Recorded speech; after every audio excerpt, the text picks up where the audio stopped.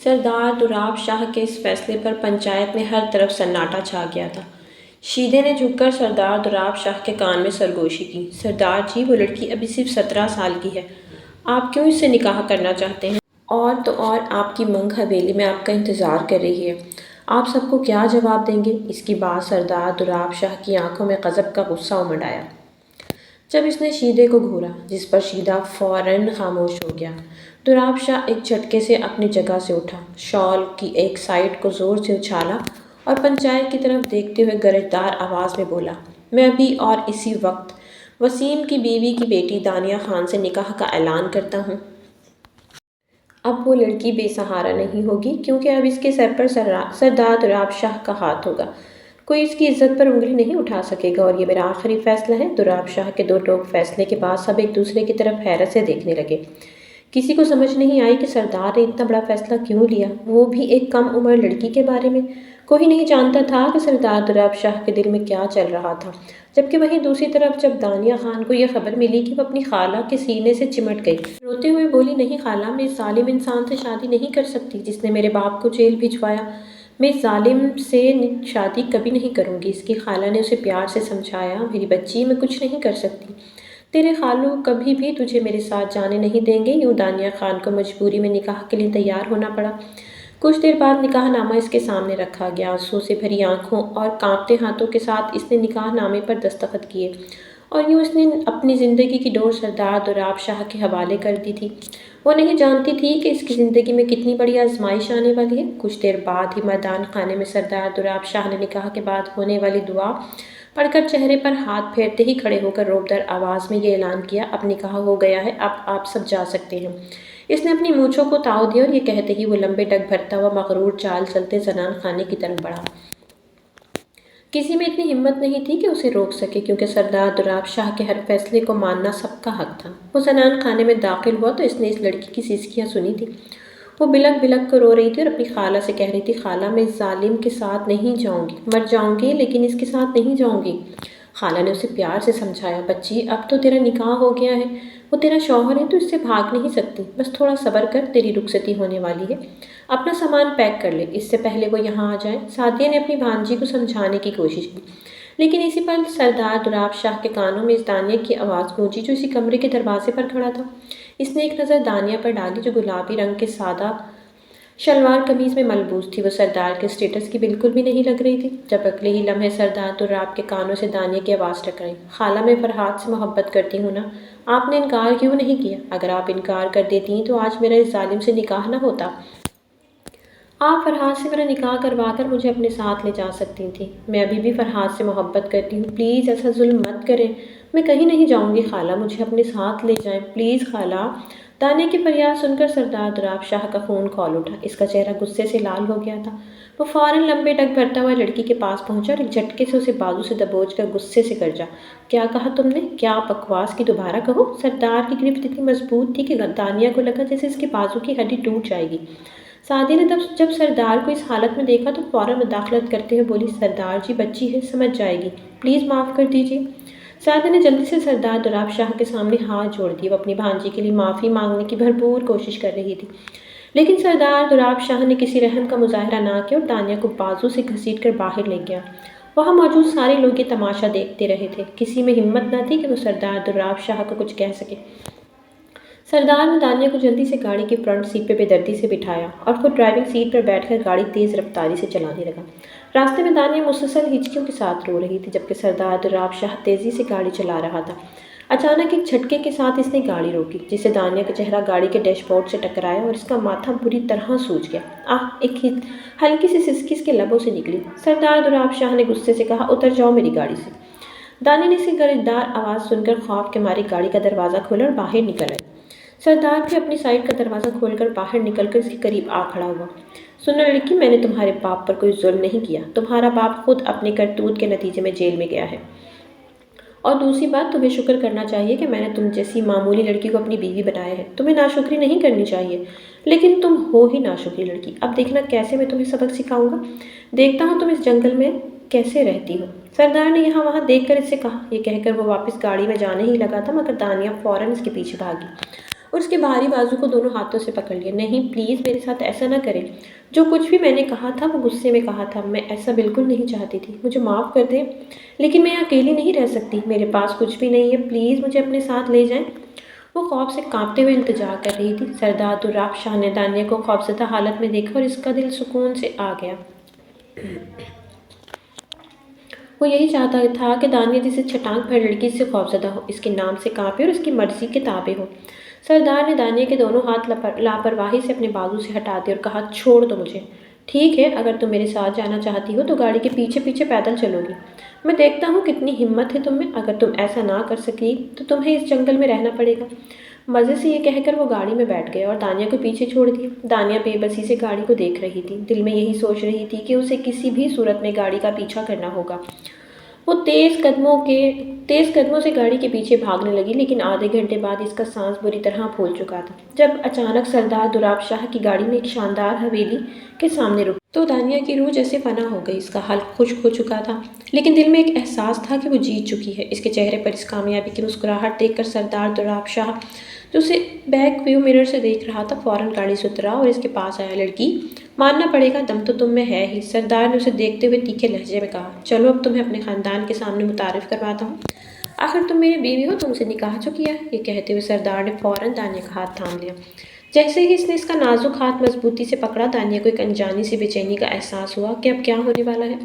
سردار دراب شاہ نے اسے مضبوطی سے تھامے رکھا اور حویلی کے اندر کی طرف لے جانے لگا۔ وہ دونوں حویلی کے پیچھے پہنچے، جہاں سب اپنے کاموں میں مصروف تھے۔ سردار دراب شاہ کی گرجدار آواز نے سب کو اپنی طرف متوجہ کر لیا۔ بی جان، جو ویل چیئر پر بیٹھی تھی، سردار کے سامنے آ گئی اور سوالیہ نظروں سے اس کی طرف دیکھنے لگی۔ پتر، یہ کیا معاملہ ہے؟ بی جان نے استفسار کیا۔ سردار دراب شاہ نے اپنی گہری آواز میں سب کو مخاطب کرتے ہوئے کہا، آج میں آپ کو ایک اہم فیصلہ سنانے جا رہا ہوں۔ یہ لڑکی جو میرے ساتھ آئی ہے، یہ کوئی معمولی لڑکی نہیں ہے۔ یہ کہتے ہوئے اس نے ایک نظر دانیہ کی طرف ڈالی، جو کہ خوف سے لرز رہی تھی۔ اچانک اریبہ، جو دراب کے بالکل سامنے کھڑی تھی، ایک بولڈ انداز میں بالوں کو ایک طرف کرتے ہوئے آگے بڑھی اور غصے بھرے لہجے میں بولی، شاہ، یہ کون ہے؟ تم اس لڑکی کو یہاں کیوں لائے ہو؟ سب ٹھیک تو ہے نا؟ اس معمولی سی لڑکی سے تمہارا کیا ناتا ہے؟ بولو بھی صحیح۔ اریبہ نے جذباتی ہو کر سردار دراب شاہ کی آنکھوں میں آنکھیں ڈال کر کہا۔ اس کی بات سن کر سردار کے چہرے پر ایک مسکراہٹ ابھر آئی۔ مسکراتی آنکھوں کے ساتھ اس نے پھر سے سب کو یقین دلایا، گھبرانے کی کوئی بات نہیں ہے، میں کون سے یہ کہہ رہا ہوں کہ یہ میری بیوی ہے؟ ایسا ویسا کچھ نہیں ہے، یہ لڑکی تو ملازمہ ہے، اس کا نام دانیہ ہے، اور میں اسے خاص طور پر اپنی بی جان کے لیے لے کر آیا ہوں، تاکہ یہ لڑکی ان کا خیال رکھے۔ کیوں بی جان؟ یہ کہتے ساتھ ہی سردار دراب جلدی سے بی جان کے قریب ہو گیا اور ان کے گلے لگ کر ان کے گال پر محبت سے بوسہ دیا۔ سب نے یہ سنا تو خوش ہو گئے۔ اریبہ بھی فوراً دراب کے پاس آئی اور بولی، تم نے تو مجھے ڈرا ہی دیا تھا۔ لیکن اسی لمحے دانیہ ایک جگہ پر ساکت کھڑی تھی، پھٹی پھٹی نظروں سے سردار دراب کو دیکھ رہی تھی۔ اریبہ دراب کے پاس آ کر اس کے سینے سے لگ گئی اور بولی، تمہیں پتہ ہے میں نے تمہیں کتنا مس کیا؟ جب تم 2 دن تک گاؤں میں رہتے ہو تو میں بالکل تنہا محسوس کرتی ہوں۔ دراب نے اریبہ کو سینے سے لگاتے ہوئے نرمی سے کہا، میری جان، اب میں آ گیا ہوں اور کہیں نہیں جاؤں گا۔ اب میں نے ایک بہت اہم کام کر لیا ہے جسے کرنا ضروری تھا، کسی کو سزا دینی تھی، وہ دے دی ہے، اب میں تمہارے پاس ہی ہوں، سردار نے پیار سے کہا، جبکہ دانیہ دونوں کو اتنا قریب دیکھ کر تڑپ اٹھی۔ اس کے ہوش اڑ گئے تھے کہ سردار نے سب کو کیوں نہیں بتایا کہ وہ اس کے نکاح میں ہے۔ اچانک فاطمہ بیگم کی آواز حویلی میں گونجی، اوئے لڑکی، ابھی تک تم یہاں کھڑی ہو؟ دراب تمہیں ملازمہ کے طور پر لایا ہے نا؟ یہاں تم ایسے کھڑی ہو جیسے کہیں کی ملکہ ہو۔ چلو اب کام میں لگ جاؤ، کچن کا سارا کام آج تم سنبھالو گی، سمجھی؟ فاطمہ بیگم نے غصے سے کہا۔ اس پر بی جان نے فوراً فاطمہ کو چپ کرا دیا۔ فاطمہ، یہ کیسی باتیں کر رہی ہو؟ شاید تم بھول رہی ہو کہ دراب نے کیا کہا ہے۔ اس نے کہا ہے کہ یہ میری خاص ملازمہ ہے اور میرا خیال رکھے گی۔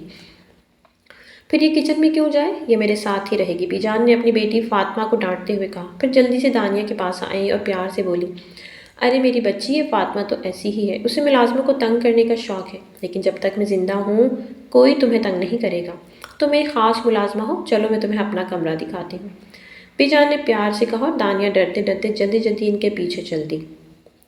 سردار دراب شاہ اپنی حویلی کا اکلوتا وارث اور سب کا چہیتا تھا، خاص طور پر اپنی پھپھو فاطمہ کا تو وہ آنکھوں کا تارا تھا۔ فاطمہ بیگم نے بچپن میں ہی جلدی سے دراب کی منگنی اپنی بیٹی اریبہ سے کر دی تھی، لیکن بی جان نے سختی سے کہہ دیا تھا کہ جب تک دراب شادی پر راضی نہیں ہوگا کوئی دباؤ نہیں ڈالا جائے گا۔ پھر بھی ہر بار جب کوئی نئی لڑکی حویلی میں قدم رکھتی تھی، فاطمہ بیگم کا دل دھڑکنے لگتا تھا کہ کہیں وہ اریبہ کی جگہ نہ لے لے۔ اس بار بھی کچھ ایسا ہی ہوا جب انہوں نے دانیہ کو دیکھا۔ انہیں لگا جیسے وہ لڑکی ان کی بیٹی کے مقابلے میں کچھ خاص تھی، مگر انہیں کہاں معلوم تھا کہ دانیہ دراب کی بیوی بن کر اس گھر میں آئی ہے۔ جیسے ہی دانیہ بی جان کے کمرے میں پہنچی تو کمرے کی وسعت دیکھ کر حیران رہ گئی۔ اتنا بڑا کمرہ اور وہ بھی ایک عورت کا! بی جان نے مسکرا کر کہا، میرا پوتا، میری جان کا ٹکڑا، مجھ سے بہت محبت کرتا ہے۔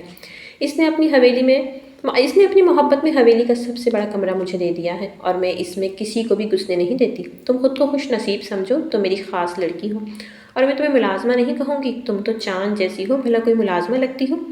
بی جان نے ہنستے ہوئے کہا۔ اتنی ہی بات ہوئی تھی کہ اچانک بی جان کی نظر دروازے پہ کھڑے سردار دراب پر پڑی، جو سنجیدگی سے ان دونوں کو دیکھ رہا تھا۔ بی جان نے فوراً کہا، دراب تم وہاں کیوں کھڑے ہو؟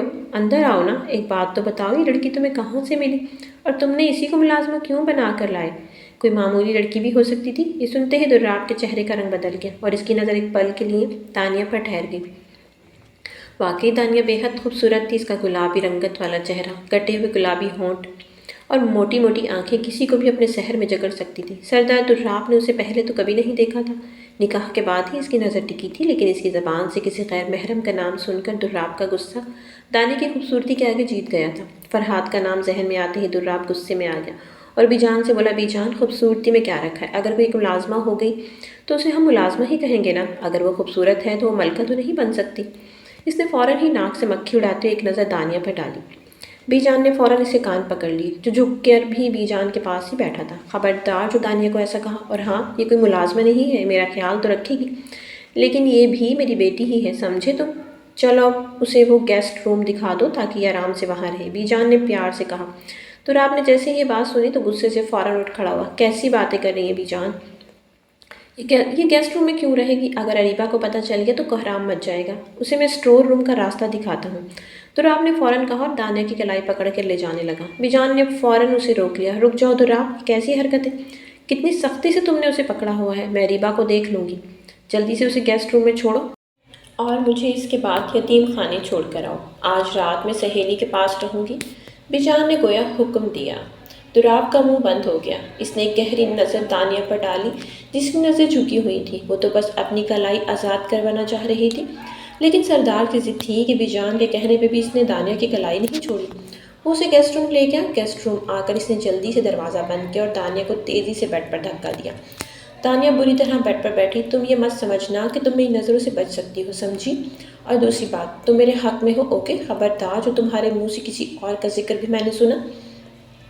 تمہیں گیسٹ روم تو مل گیا، لیکن زیادہ اترانے کی کوئی ضرورت نہیں ہے۔ اگر تم نے ذرا سی بھی ہوشیاری دکھائی تو پھر نہ صرف میں بلکہ اس گھر کے دوسرے لوگ بھی تمہیں تمہاری اوقات یاد دلائیں گے۔ وہ یہ کہتے ساتھ اپنے قدم دانیہ کے نزدیک بڑھا رہا تھا۔ دانیہ اس کے قریب آتے ہی خوفزدہ ہو گئی۔ یہ فوراً بیڈ کے پیچھے ہٹ گئی، یہاں تک کہ دیوار کے ساتھ لگ گئی۔ اس کی سانسیں تیز ہو گئی۔ سردار دراب کو اس کی یہ بے بسی بہت پسند آئی اور وہ اسے مزید تنگ کرنا چاہتا تھا۔ خوبصورت لڑکیاں ویسے ہی اس کی کمزوری تھی۔ اریبہ بھی پرکشش تھی، لیکن کبھی بھی سردار کو اس سے اتنی کشش محسوس نہیں ہوئی تھی جتنی اب دانیہ نے اس کے ہوش اڑا رکھے تھے۔ یہ سوچتے ہی سردار دراب شاہ اگلے ہی پل دانیہ کے ہونٹوں پر جھک گیا۔ دانیہ کو ایسا لگا جیسے اس کی سانسیں رک گئی ہوں، اپنے نازک ہاتھوں سے سردار کو پیچھے دھکیلنے کی کوشش کر رہی تھی۔ کچھ کہنا چاہتی تھی، لیکن سردار نے تو اس پر جھک کر اپنی اس جسارت سے کچھ کہنے کا حق چھین لیا تھا۔ وہ بس اپنی تسکین پوری کر رہا تھا۔ کچھ دیر بعد ایک گہری سانس کے ساتھ وہ اس سے الگ ہوا اور پھر دانیہ کے چہرے کو بغور دیکھنے لگا۔ اس کے چہرے کو دیکھ کر وہ پھر سے بہکنے لگا اور اگلے ہی پل اسی گردن پر جھک گیا۔ اچانک دروازہ بجا تو سردار تڑپ کر اسی گردن سے الگ ہوا، جبکہ دانیہ نے جلدی سے اپنی حالت درست کی اور پیچھے ہو گئی۔ یہ بہت زیادہ ڈر رہی تھی۔ اس سے پہلے کہ وہ کوئی چیخ مارتی، سردار نے فوراً اپنا بھاری ہاتھ اس کے ہونٹوں پر رکھ دیا۔ ششت! خبردار جو تم نے کوئی آواز نکالی، میں اس ٹیرس میں چھپ رہا ہوں اور اب تم دروازہ کھولو گے، لیکن خبردار کسی کو میرے بارے میں بتایا تو یاد رکھنا۔ سردار نے گہری سانس لیتے ہوئے آنکھیں دکھا کر دانیہ کو خبردار کیا اور ٹیرس پر چلا گیا۔ دانیہ آہستہ آہستہ قدم اٹھاتی ہوئی دروازے کی طرف جا رہی تھی کہ اچانک اسے ایک غصے بھری آواز سنائی دی۔ دانیہ، میں نے کہا دروازہ کھولو۔ تمہاری ہمت کیسے ہوئی گیسٹ روم میں گھسنے کی؟ ذرا دروازہ تو کھولو، میں تمہیں بتاتی ہوں۔ یہ آواز اور کسی کی نہیں بلکہ اریبہ کی تھی، جو غصے میں گیسٹ روم کا دروازہ بجا رہی تھی۔ دانیہ نے جیسے ہی یہ آواز سنی تو تڑپ کر پیچھے ہو گئی، لیکن وہیں ٹیرس پر دراب نے دوبارہ سے اسے آنکھیں دکھا کر دروازہ کھولنے کو کہا۔ ڈرتے ڈرتے اس نے دروازہ کھولا۔ جیسے ہی دروازہ کھولا، اریبہ سامنے آئی اور فوراً ایک تھپڑ دانیہ کے خوبصورت چہرے پر مارا۔ دانیہ اوندھے منہ فرش پر جا گری۔ تمہاری ہمت کیسے ہوئی اس گیسٹ روم میں آنے کی؟ ذرا بتاؤ نا۔ یہ کہتے ساتھ اریبہ نے غصے سے دانیہ کے بال کھینچے اور پھر اسے دوبارہ کھڑا کیا۔ شاید تم بھول گئی ہو تم یہاں ملازمہ کی حیثیت سے آئی ہو۔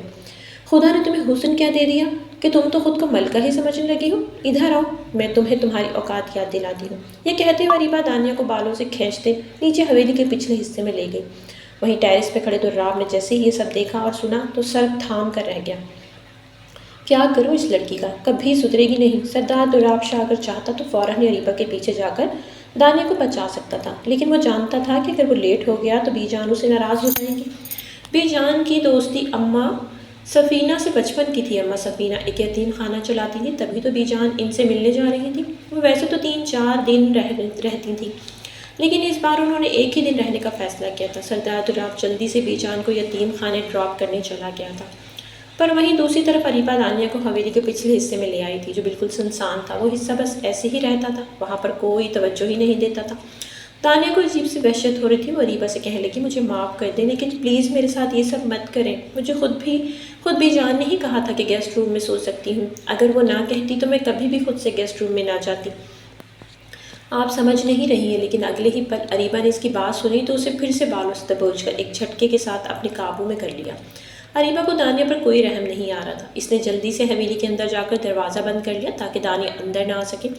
دانیہ کو بہت ڈر لگ رہا تھا اور دل ہی دل میں اپنی قسمت پر ماتم کرنے لگی کہ کاش اس کے ماں باپ نے اس کا ساتھ نہ چھوڑا ہوتا تو آج یہ سب نہ ہوتا۔ دانیہ کے ماں باپ کی محبت کی شادی تھی۔ ولید خان عروشہ خان سے بہت محبت کرتا تھا، پر ان کا ساتھ مختصر رہا۔ جیسے ہی ان کی بیٹی دانیہ خان 1 سال کی ہوئی، ولید خان کا ایک حادثے میں انتقال ہو گیا۔ اس کے چلے جانے کے بعد اس کے گھر والوں نے عروشہ کو نظر انداز کر دیا اور کہا ہمیں تم سے ولید کی زندگی میں کوئی سروکار نہیں تھا، اب کیا ہوگا، ہمارے گھر سے چلی جاؤ۔ عروشہ نے اپنی بیٹی دانیہ کو ساتھ لیا اور ایک گاؤں میں جا بسی۔ وہ گاؤں اس کی قسمت میں مزید مشکلات لے کر آیا۔ عروشہ اپنی بیٹی کے ساتھ اکیلی رہتی تھی اور گاؤں کے لوگ اسے بری نظر سے دیکھتے تھے۔ عروشہ کا باہر نکلنا بھی مشکل ہو چکا تھا۔ دانیہ 5 سال کی ہو چکی تھی جب عروشہ نے دوسری شادی کرنے کا فیصلہ کیا۔ وسیم کے ساتھ اس کی دوسری شادی ہوئی، لیکن شادی کے بعد اسے پتہ چلا کہ وسیم نشے کا عادی ہے جو لوگوں کے گھروں میں چوریاں کرتا تھا۔ وسیم نے تقریباً 10-15 سال تک سکون سے چوریاں کی۔ سردار دراب شاہ اس وقت تک ایک جوان مرد بن چکا تھا اور گاؤں کی گدی سنبھال چکا تھا۔ وہ جان گیا کہ گاؤں کے چوریوں کے پیچھے وسیم ہے۔ سردار دراب نے وسیم کے خلاف پنچایت میں جا کر فیصلہ سنایا کہ وسیم کو جیل ہوگی۔ دانیہ تو وسیم کو اپنے باپ کی طرح دیکھتی تھی کیونکہ اس نے اپنے حقیقی باپ کا چہرہ کبھی نہیں دیکھا تھا۔ یہی وجہ تھی کہ اس کے دل میں سردار دراب کے لیے نفرت بھر گئی تھی۔ عروشہ کی بہن سعدیہ بھی گاؤں کے چکر لگاتی رہتی تھی۔ ان کا بیٹا فرحاد دانیہ پر اپنا دل ہار بیٹھا تھا، پر سعدیہ بیگم کے شوہر کو بالکل بھی گوارا نہیں تھا کہ ایسی لڑکی کو اپنی بہو بنائیں جو کہ گاؤں کی ہو اور جس کے باپ کا انتقال ہوا ہو۔ بس چاہتے تھے کہ ان کے بیٹے کی شادی ان کی بہن کی بیٹی کے ساتھ ہو۔ اسی وجہ سے سعدیہ کو فوراً ہی انکار کر دیا کہ میں کبھی بھی اپنے بیٹے کی شادی دانیہ سے نہیں کروں گا۔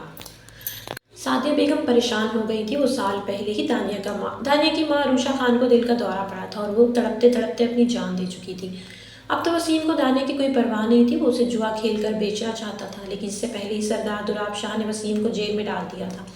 پر دانیہ کو یہ نہیں پتا تھا کہ اس کا سوتیلا باپ اس کے ساتھ کیا کرنا چاہتا تھا۔ دانیہ یہ بھی نہیں جانتی تھی کہ وہ سردار دراب شاہ کے نکاح میں چلی جائے گی، پر سردار دراب شاہ اسے بیوی کا درجہ بالکل نہیں دے گا، جبکہ اس کی اپنی کزن اریبہ اس پر ظلم ڈھا رہی تھی۔ اس وقت سردی میں تڑپ رہی تھی، دھند کی وجہ سے کچھ بھی نظر نہیں آ رہا تھا۔ اس کے موٹے کپڑے بھی اسے سردی سے بچانے میں کام نہ آ سکے۔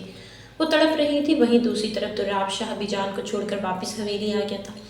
اس کا دل تھا کہ وہ دانیہ کے پاس جائے، تبھی بے چینی سے وہ ادھر ادھر جانے لگا، پر اس سے پہلے ہی اریبہ نے اسے اپنے ساتھ لگا لیا۔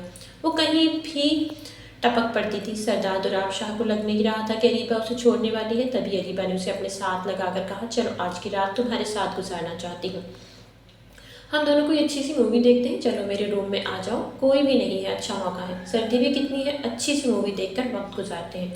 اریبہ نے فوراً اسے کان میں سرگوشی کرتے ہوئے کہا۔ سردار نے جیسے اس کی باتیں سنی مایوسی سے سر جھٹکا۔ وہ ہمیشہ اریبہ کی ان کوششوں کو ناکام بنا دیتا تھا، کوئی نہ کوئی بہانہ بنا دیتا تھا کہ مجھے کہیں جانا ہے یا پھر کوئی کام ہے، لیکن اس بار وہ کوئی بہانہ نہیں بنا سکتا تھا کیونکہ وہ ابھی باہر سے ہو کر آیا تھا اور یوں وہ اریبہ کے ساتھ اس کے روم میں چلا گیا۔ اریبہ نے پورا رومانٹک ماحول بنایا ہوا تھا۔ اس نے مووی لگائی اور پھر جلدی سے سردار دراب شاہ کے شانے پر سر رکھ کر بیٹھ گئی۔ سردار کو مووی میں کوئی دلچسپی نہیں تھی۔ جب اگلے ہی پل اس کے ذہن میں خیال آیا تو کہنے لگا تمہارا دل نہیں کر رہا کہ مزے کے کباب کھاؤ؟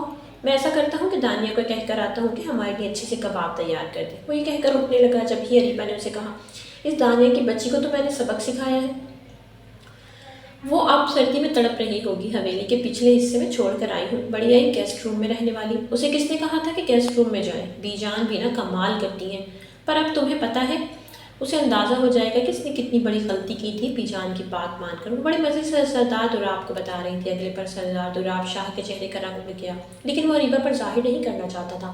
اسی وجہ سے فوراً ہی اس کے ساتھ لگ کر پھر سے مووی میں مصروف ہو گیا تھا، لیکن اس کا سارا دھیان دانیہ پر تھا کہ اب نہ جانے اس معصوم کے ساتھ کیا ہو رہا ہوگا، وہ تو اتنی سردی برداشت ہی نہیں کر پائے گی۔ سوات کے اس علاقے میں سردی بہت زیادہ پڑتی تھی، سردار دوراب شاہ بھی جانتا تھا۔ کچھ دیر بعد جب اس نے ٹائم دیکھا تو رات کے 3 بج رہے تھے۔ جلدی سے اریبہ کو کہا، اریبہ بس بہت ہو گیا، مجھے تو بہت نیند آ رہی ہے، بس مووی بند کرتے ہیں، کافی دیکھ لی ہے، کل باقی مووی دیکھ لیں گے۔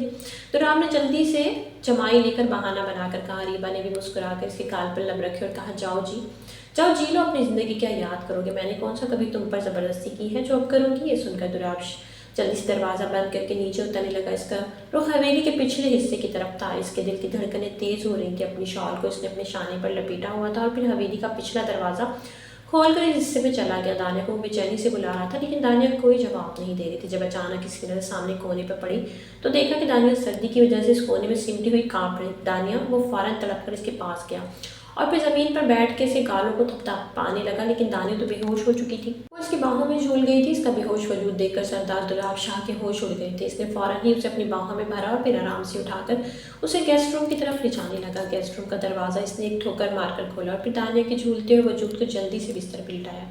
اسے سمجھ نہیں آ رہی تھی کہ کیا کرے، کیونکہ دانیہ کا وجود سردی سے تڑپ رہا تھا۔ اس کے دانت بج رہے تھے۔ پہلے تو اس نے جلدی سے ٹیرس کا دروازہ بند کیا، پھر گیسٹ روم کا دروازہ بند کرتے ہی جب اس کی نظر لائٹ پر گئی تو اس نے فوراً لائٹ بند کر دی تاکہ اریبہ اگر اٹھ کر گیسٹ روم کی طرف آئے تو اسے کچھ نظر نہ آئے۔ یہ سوچ کر اس نے لائٹ بند کر دی اور پھر دانیہ کے پاس چلا گیا۔ دانیہ کا وجود سردی سے کانپ رہا تھا۔ اس نے ہیٹر بھی آن کر دیا تھا، لیکن دانیہ کو پھر بھی کوئی فائدہ نہیں ہو رہا تھا۔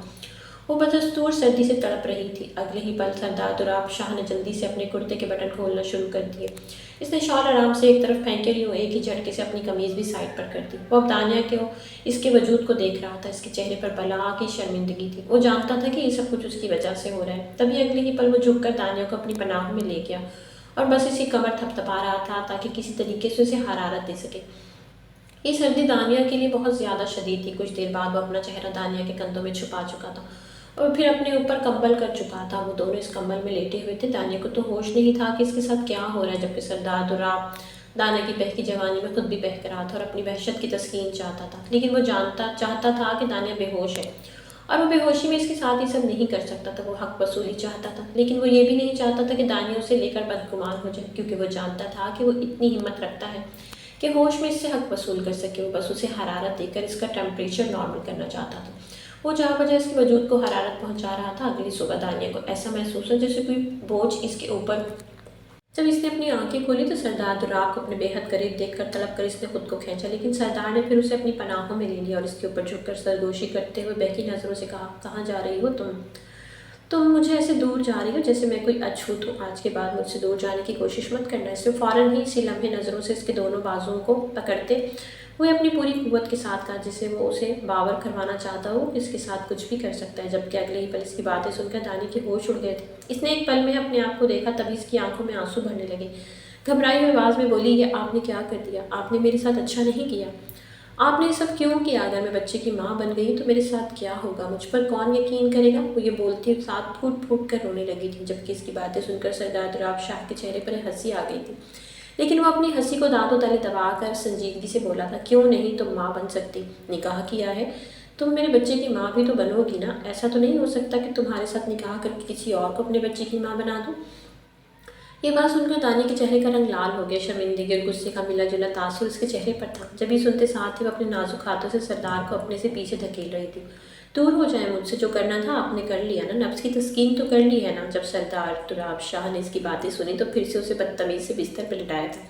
اس کے چہرے کو دونوں ہاتھوں سے تھام کر جوش بھرے انداز میں بولا، اچھا اگر نفس کی تسکین کرنی ہوتی تو اسی وقت کر لیتا جب تم سے نکاح کیا تھا، سمجھی؟ مجھے اتنا انتظار کرنے کی بھی کوئی ضرورت نہیں تھی۔ میں تو تم پر ترس کھا رہا تھا، میری وجہ سے اریبہ نے تمہیں اس گیسٹ روم سے باہر نکالا اور اس سردی میں پھینک دیا تھا۔ ترس کھا کر تمہیں میں یہاں لایا اور تم کہتی ہو کہ میں نے تمہارا فائدہ اٹھایا، اور خبردار جو آج کے بعد تم نے میرے سے ایسے بات کی، میں تمہیں آرام سے بتاؤں گا کہ یہ فائدہ اٹھانا کس کو کہتے ہیں اور نفس کی تسکین کیا ہوتی ہے، سمجھی؟ اس کی باتیں سن کر دانیہ کے آنسو مسلسل بہنے لگے تھے۔ اس کا چہرہ آنسو سے تر ہو چکا تھا۔ نہ جانے کیوں سردار دراب شاہ کو اس کے آنسو بالکل بھی پسند نہیں آ رہے تھے۔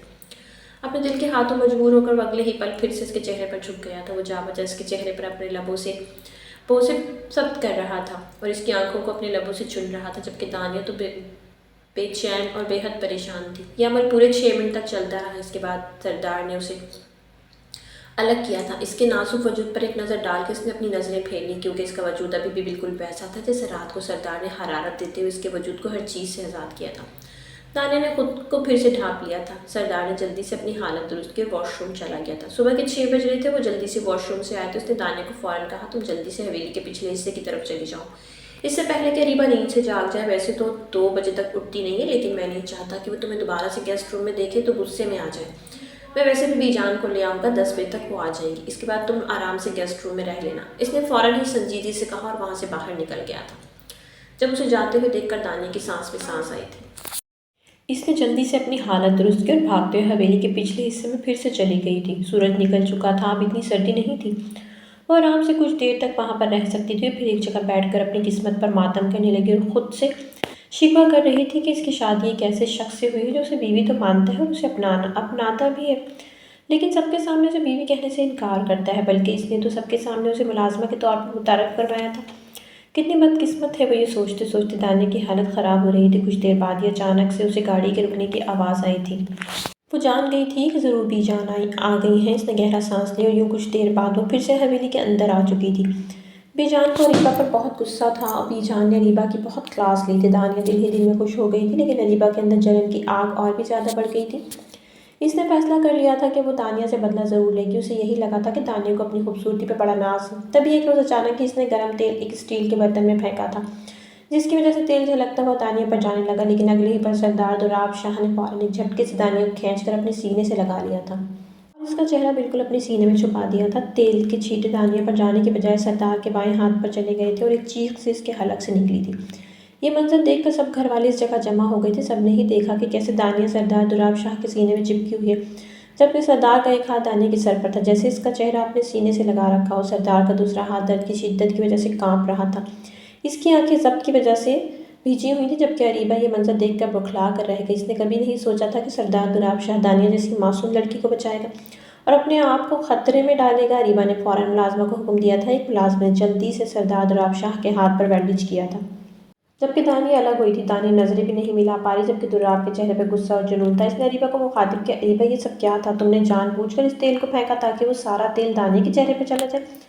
تم اتنی گر جاؤ گی، میں نے کبھی سوچا بھی نہیں تھا۔ تم نے یہ حرکت کیوں کی؟ اس نے فوراً ہی دانت پیستے ہوئے غصے سے اریبہ کو کہا۔ اپنی بیٹی کو یوں بے عزتی برداشت نہ کرتے ہوئے فاطمہ بیگم بولی، یہ کیسی باتیں کر رہے ہو دراب؟ تم اریبہ پر الزام کیوں لگا رہے ہو؟ اس معمولی ملازمہ کے لیے تم یہ سب کیوں کر رہے ہو؟ اگلے ہی پل سردار دراب شاہ نے سب کے سامنے چیخ کہا، خبردار! جو آج کے بعد کسی نے اسے ملازمہ کہا، یہ ملازمہ نہیں، یہ بھی بالکل اسی طرح ہے جیسے آپ سب ہیں۔ آئندہ کسی کے منہ سے اس کے لیے بے عزتی بالکل نہیں سنوں گا، اور نہ ہی میں یہ برداشت کر پاؤں گا کہ کوئی اسے تنگ کرے یا اس کے ساتھ ایسا سلوک کرے۔ اس نے اریبہ پر نظر ڈال کر غصے سے کہا اور وہاں سے چلا گیا۔ دانیہ یہ سب دیکھ رہی تھی، لیکن اس سے پہلے کہ فاطمہ بیگم اور اریبہ اس کے پاس جاتی، بی جان نے فوراً اشارے سے روک دیا۔ رکو، تم دونوں واپس چلی جاؤ، میں دانیہ کے پاس ہوں، تم دونوں کو اس کے پاس آنے کی ضرورت نہیں ہے۔ فاطمہ بیگم تو غصے سے آسمان پر چڑھ گئی تھی۔ بی جان سے بولی، بی جان، اس معمولی سی لڑکی کو تو پوچھنا ہی پڑے گا کہ آخر دراب نے اس کی طرفداری کیوں کی؟ میری بیٹی کو نیچے دکھا کر اسے ہوا میں کیوں اڑا رہا ہے؟ جواب تو مجھے اس لڑکی سے چاہیے۔ وہ کہتے ہوئے فاطمہ نے دانیہ کو بے دردی سے بازو سے پکڑ کر جھنجھوڑ ڈالا۔ دانیہ اور بھی زیادہ ہچکیاں لے کر رونے لگی۔ بی جان نے فوراً ہی فاطمہ کو سخت نظروں سے دیکھ کر کہا، سمجھ نہیں آئی تمہیں؟ میں نے کیا کہا ہے؟ تم چلی جاؤ یہاں سے، میں خود اس سے پوچھ لوں گی۔ وہ دونوں وہاں سے چلی گئی تو بی جان جلدی سے دانیہ کو لے کر اپنے کمرے میں آئی اور پھر ملازمہ کو حکم دیا کہ سردار دراب شاہ کو بھی میرے کمرے میں لے کر آؤ۔ کچھ دیر بعد وہ دونوں ہی بی جان کے کمرے میں موجود تھے، جبکہ بی جان وہیل چیئر پر سر تھام کر بیٹھی تھی۔ سردار دراب شاہ نے جلدی سے بی جان سے کہا، بی جان، آپ نے مجھے کیوں بلایا ہے؟ معاملہ ختم تو ہو گیا ہے نا؟ کیا آپ یہ برداشت کر پاتی کہ دانیہ کا پورا چہرہ جھلس جاتا اس تیل کے چھینٹوں سے، وہ بھی اریبہ کی وجہ سے؟ میں کیا جواب دیتا سب کو؟ میں جو اتنا انصاف پسند ہو ایک ملازمہ کی جس میں میری ساری عزت چلی جاتی؟ سردار دراب شاہ نے فوراً ہی بات بناتے ہوئے کہا۔ بی جان نے کڑک لہجے میں کہا، اچھا، ابھی تو تم سب کو کہہ رہے تھے کہ خبردار جو کسی نے اسے ملازمہ کہا، اور اب خود ہی اسے ملازمہ کہہ رہے ہو؟ دیکھ لو دراب، میں تمہیں جتنا جانتی ہوں اتنا کوئی نہیں جانتا۔ جلدی سے بتا دو تمہارے دل میں کیا ہے اس لڑکی کے لیے؟ ویسے بھی شکل سے کوئی ملازمہ نہیں لگتی، بی جان نے سردار دراب شاہ کی آنکھوں میں آنکھیں ڈال کر اسے کہا تھا، جبکہ سردار دراب شاہ اپنی پلکیں جھکا چکا تھا۔ لڑکی بھی اب سسکیاں لے کر رو رہی تھی۔ سردار کو اس کے روتے ہوئے چہرے کو دیکھ کر غصہ آ گیا، تبھی وہ تڑپ کر بولا، تم فوراً رونا بند کرو، خبردار جو روئی ورنہ مجھ سے برا کوئی نہیں ہوگا۔ اس نے غصے سے کہا جب بی جان نے فوراً سے ڈانٹ دیا، کسے غصہ کر رہے ہو اس پر؟ کس حق سے تم یہ سب کر رہے ہو؟ اب بھی بی جان سے اتنا ہی کہا تھا جب سردار نے فوراً گرا کر جواب دیا، میری بیوی ہے یہ، بیوی ہونے کے حق میں اس سے جو مرضی کہوں۔ سردار نے اتنا ہی کہا تھا کہ بی جان کی آنکھیں حیرت سے کھلی کی کھلی رہ گئیں۔ بی جان حیرت سے بولی، کیا بات کر رہے ہو؟ ہوش میں تو ہو دراب شاہ، سردار نے جواب دیا۔ ہاں بی جان، میں ہوش میں ہوں۔ یہ کہتے ہی اس نے فوراً ساری بات بی جان کو بتا دی۔ بی جان نے اپنے منہ پر ہاتھ رکھ لیا، وہ اس ساری سچائی کو تسلیم نہیں کر رہی تھی۔ دانیہ کو ایسا لگا جیسے کوئی بہت بڑا بوجھ اس کے دل سے اتر گیا ہو۔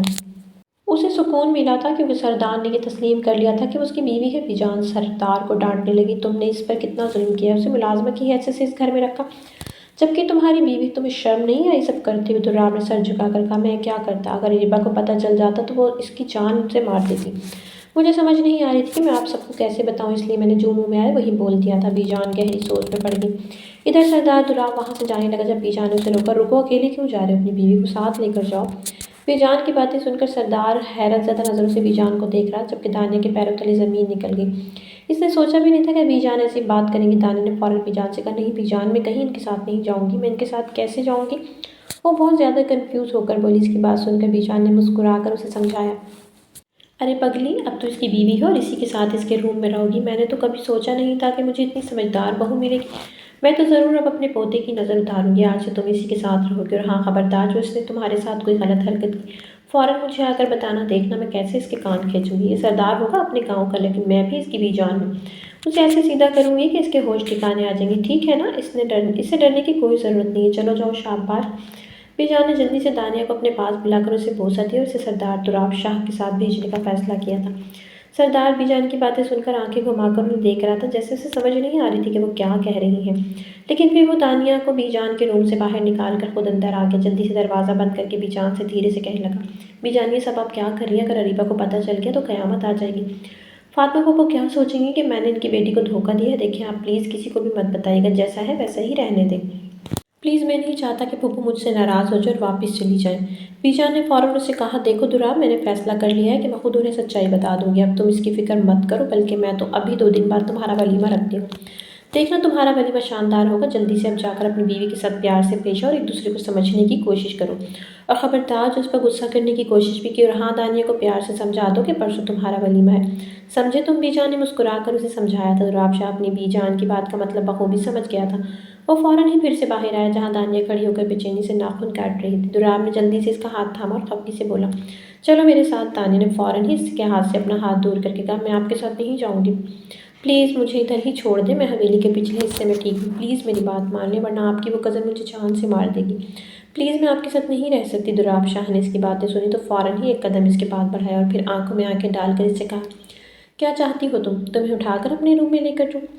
میرے میں اتنا اسٹیمنا نہیں ہے، سمجھی؟ تم آرام سے میرے ساتھ چلو۔ یہ کہتے ساتھ ہی اس نے پھر سے دانیہ کا ہاتھ تھاما اور اسے اپنے ساتھ لے کر اپنے روم میں آ گیا۔ پہلی دفعہ دانیہ نے سردار دراب شاہ کا کمرہ دیکھا، جو کہ کافی خوبصورت تھا۔ سیاہ رنگ کا فرنیچر اور سیاہ دیواریں اس کمرے کو اور بھی زیادہ وحشت ناک بنا رہی تھیں۔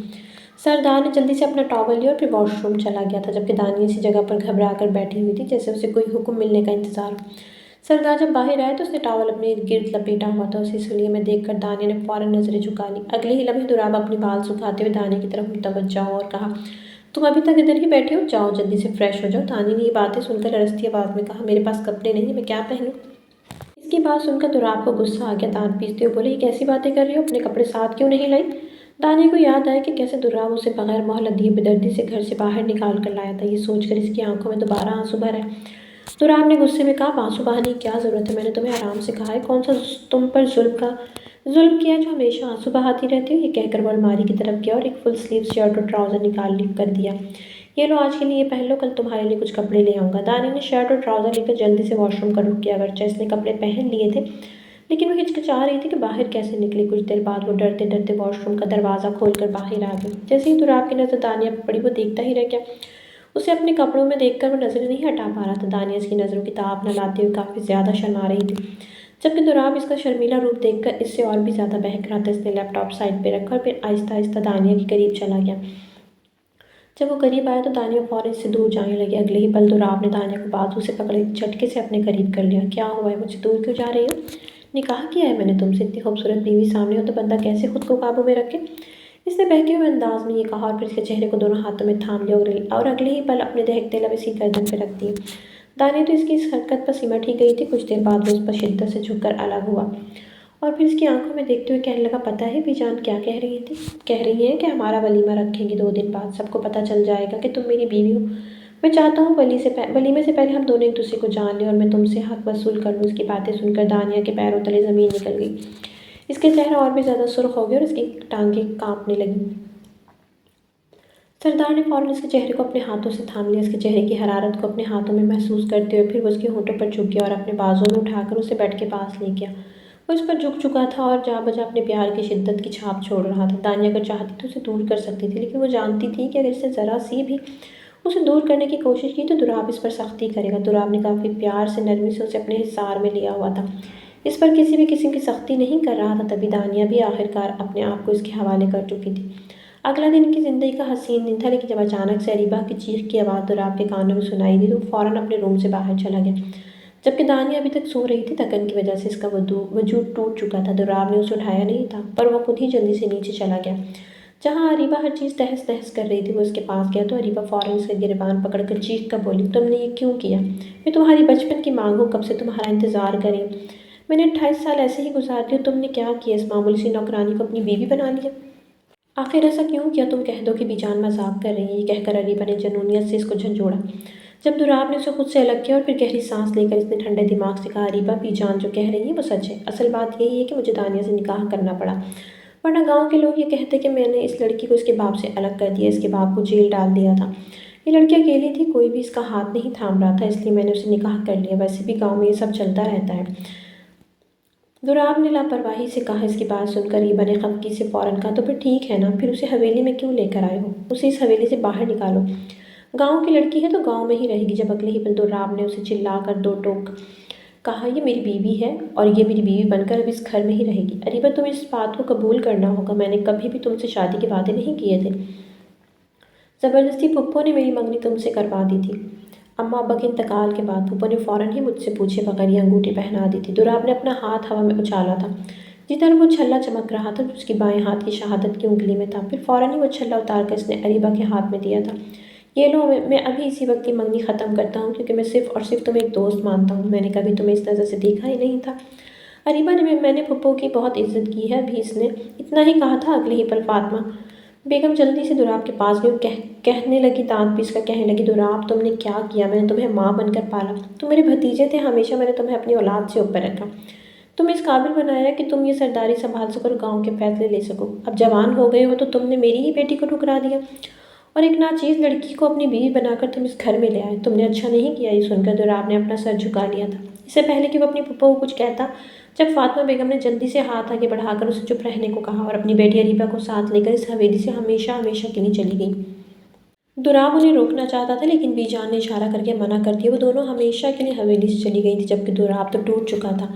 وہ یہ سب بالکل نہیں چاہتا تھا۔ اس کی پھپھو کے اس کے اوپر بہت زیادہ احسان تھے۔ اس کی پھپھو نے اسے ماں بن کر پالا تھا، یہ بات سچ تھی۔ تبھی تو وہ یہ نہیں چاہتا تھا کہ پھپھو ایسے اس سے خفا ہو جائے، پر وہ یہ بھی نہیں چاہتا تھا کہ وہ اریبہ سے شادی کرے۔ نہ جانے کیوں اس نے کبھی بھی اریبہ کو اس نظر سے دیکھا نہیں تھا۔